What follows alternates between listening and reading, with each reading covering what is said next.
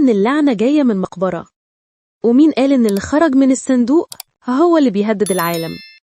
يمكن اللعنة الحقيقية مش في البوق اللي نفخ فيه توت عنخ آمون، يمكن اللعنة فينا إحنا، في جهلنا، في استهتارنا، في عدم احترامنا للتراث اللي ورثناه.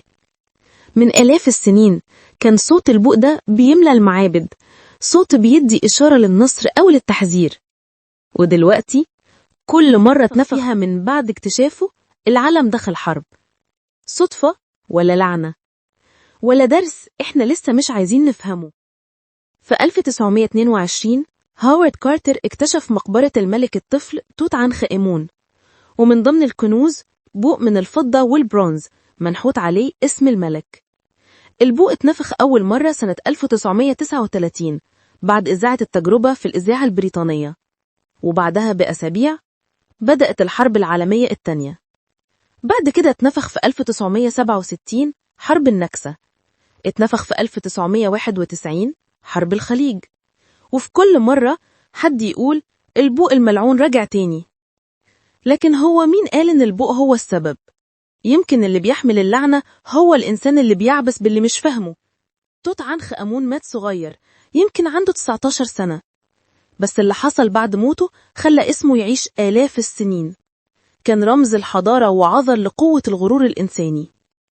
توت عنخ آمون رجع عبادة الآلهة القديمة بعد فترة من التمرد الديني، يعني هو ابن مرحلة اضطراب زي حالنا كده. هو مات صغير، لكننا إحنا اللي عايشين بعقله الكبير ولسه مش فاهمين المعنى. هو مين قال إن اللعنة في مقبرة؟ اللعنة في كل مرة نعيد نفس الأخطاء وننسى إن الغرور هو أول خطوة للسقوط. لما انتقلت مقتنيات الملك توت للمتحف المصري الكبير، اتعاملت بأحدث التقنيات في العالم، مش بس علشان قيمتها المادية، لكن علشان كل قطعة فيهم بتحكي قصة إنسان.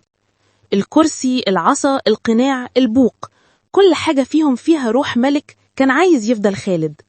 بس الغريب مننا في القرن 21 لسه بنتعامل موروث كأنه خرافة مش تراث. هو مين قال إن العلم ضد الغموض؟ العلم بيشرح الغموض بس ما بيسخرش منه. الفرق بيننا وبين أجدادنا إنهم احترموا المجهول وإحنا بنستهين بيه.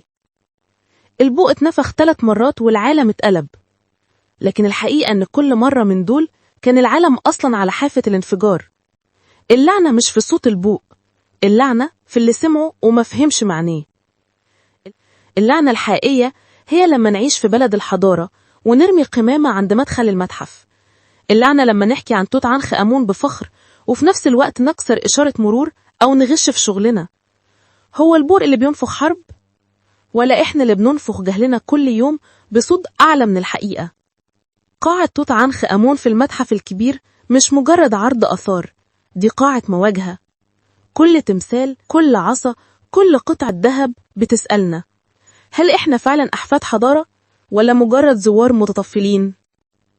البوق اللي بنخاف منه مش بوق نحاس، ده بوق الضمير. لو نفخ فيك هتسمع صوتك الحقيقي. هل هتخاف ولا هتتغير؟